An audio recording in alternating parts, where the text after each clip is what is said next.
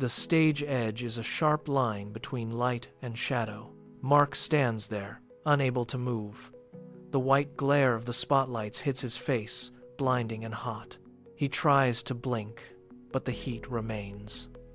Then, the rhythm changes. His heart slams against his ribs, a frantic, uneven thumping that echoes in his ears. It is not just nerves. It is a physical assault. His chest tightens, as if an invisible hand is squeezing the air from his lungs. Every pulse is a hammer blow, vibrating through his entire frame. The sound of the crowd is a dull roar, distant and threatening. He grips the side of the lectern, his knuckles turning white, trying to find a solid point in a world that has suddenly tilted. His body is bracing for an impact that has not arrived.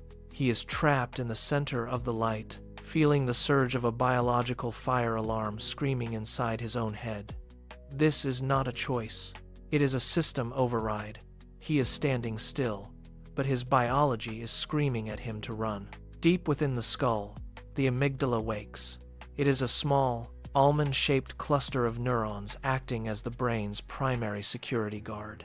It ignores the velvet curtains and the microphone. It scans only for motion.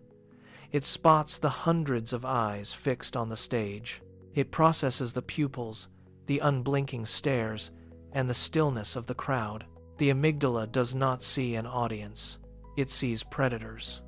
A silent alarm triggers instantly. It screams a high-frequency chemical warning directly to the hypothalamus. The command center responds without hesitation. It dumps a massive, jagged spike of adrenaline into the bloodstream. The effect is instantaneous. Every vessel constricts. The heart rate accelerates to feed the muscles. The body prepares for a life or death struggle that exists only in the neural circuitry. The brain has decided that the stage is a kill zone. The signal travels down the spine, locking the muscles into a state of rigid, hyper-alert tension. Mark does not choose this. His biology has simply decided that the threat is imminent and unavoidable. The chemical flood hits the stomach. Blood drains from the core, rushing into the limbs. Mark feels his hands betray him.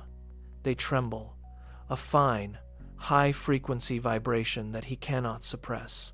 His digestive system shuts down, leaving a hollow, churning knot behind his ribs. He stares at the front row, trying to focus on a single face. His prefrontal cortex, the logical center of his mind, attempts to intervene. It sends a clear message. These people are here to listen. You are safe. But the signal never reaches the destination. The amygdala is faster. It treats logic like background noise. It screams over the rational mind, amplifying the perceived threat of the staring eyes. The survival instinct is absolute. It overrides every sophisticated thought with the primitive command to survive. Mark tries to speak, but his throat feels tight, constricted by the same biological override. He's a passenger in his own body, watching his limbs shake while his logic is locked behind a wall of adrenaline. The brain is not listening to reason. It is listening to the alarm. Mark forces his focus downward, away from the staring eyes and into his own lungs. He initiates the count. 1. He draws a thin, sharp intake of air. 2. He forces his diaphragm to expand against the internal pressure. 3. The muscles in his chest fight the tension, straining against the adrenaline. 4. He holds the oxygen there, letting it saturate his blood. This is the manual override. He repeats the cycle, slower this time. The brain detects the rhythm. It senses the shift in oxygen levels and the deliberate, mechanical pace of the breath. The hypothalamus receives the new data.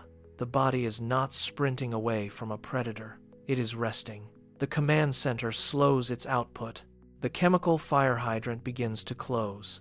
The jagged, high-frequency electricity in his limbs starts to soften. The heart rate, once a frantic drum, begins to find a steady, rhythmic pulse. The knot in his stomach begins to loosen its grip. The amygdala remains on watch, but the deafening siren of the fire alarm drops to a low, manageable hum. The biological feedback loop is finally interrupted.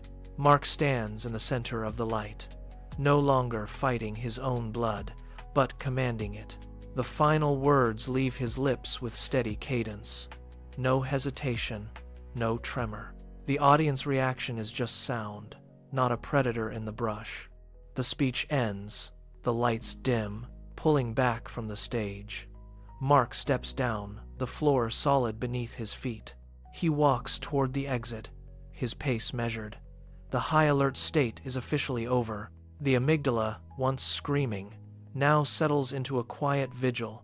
It was not a malfunction, but a system working too hard.